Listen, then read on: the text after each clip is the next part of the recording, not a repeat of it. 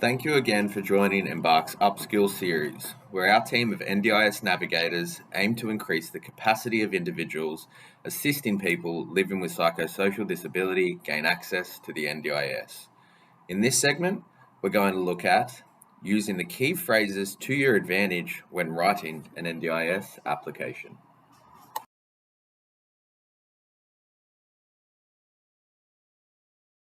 So as I mentioned before, you need to use the NDIS language. It's just going to make your life easier if you talk in their speak, not in the speak that you've been trained to speak. So some key phrases that are useful: psychosocial disability that is likely to be lifelong. And again, these are all pulled from the legislation and operational guidelines. Exhausted all known, available and appropriate treatments, substantially reduced functional capacity in each of those domains, prevented from social and economic participation. So, for example, work. If someone's on the DSP, then they've met that criteria. Talk about the reasonable and necessary supports in order to live an ordinary life. Reasonable and necessary supports is the criteria that the NDIS use to decide whether they're going to fund supports for someone or not, and requires disability support for their lifetime. The NDIS is a lifelong scheme. Sometimes people will try to reuse evidence that they've used for a DSP application in the NDIS, and that makes sense on paper. Unfortunately, the DSP criteria is unable to work for 2 years, and sometimes that can get us tripped up when we put an application in, because the NDIS can then turn around and say, well, you said it's only going to happen for 2 years, and blah, blah, blah. Our criteria is that they need to be supported for their lifetime. So again, use the language that they use, read the evidence that you collect, get it changed to fit this criteria if it's been written to fit another scheme that doesn't match with the NDIS, and DSP is the one that I'm talking about, obviously. Yeah, so those are the key phrases to use for in your cover letter, in your support letter, when you're writing the application. Just keep honing in on these phrases, use their language. It makes their job easier, which makes your job easier. This is how it can look. Name has a psychosocial disability that is likely to be lifelong. They cannot engage in social and economic participation without reasonable and necessary support because of their substantially reduced functional capacity due to their symptoms. Now, obviously, you need to go into detail. That alone won't cut it, but that's the gist of how you would use that language. So, some key messages that I really want you to take away from today. When you're applying for the NDIS, focus on the disability, the symptoms, and the functional impairment.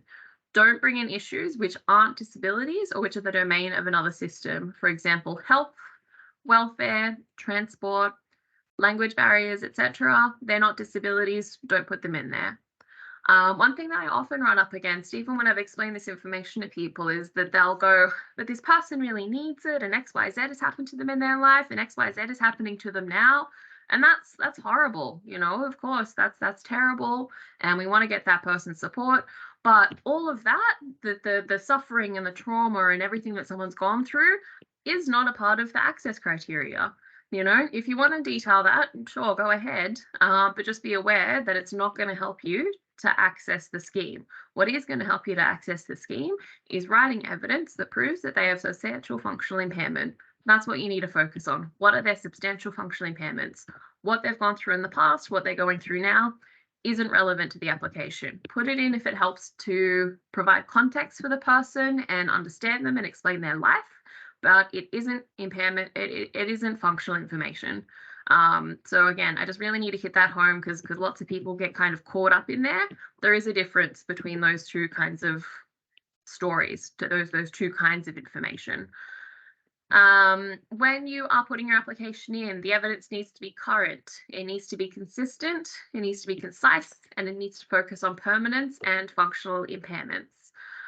When I say consistent, if you put in a letter from one psychologist saying everything we need it to, it's a great letter, and then an old letter from a psychiatrist might be 5 years old, but it says, I recommend blah, blah, gets daily psychotherapy and whatever, you are then putting the assessor in the position of whose word they take over the others. And again, What are they likely to do as a human? They're likely to do whatever makes their life easier and not necessarily going to stick their neck out to interpret your application in a way that is more favorable to your client. They're going to do what their job is, which is to see if it meets the criteria. And if there's something in there that undermines the application, it's a lot easier for them to decline it. Okay. So when you're putting in your application, make sure it's consistent, make sure everyone's saying the same thing, make sure it's concise.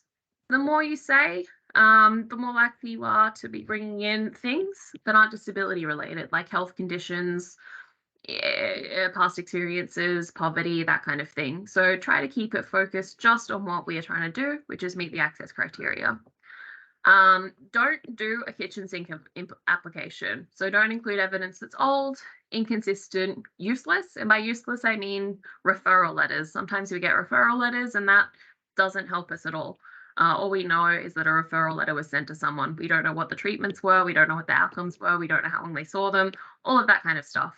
Or irrelevant information, stuff that's just not related to the disability that we're trying to get access for. So again, hone your application to make sure it meets the criteria, nothing more, nothing less. Talk about the regular functioning, frequently, often, regular.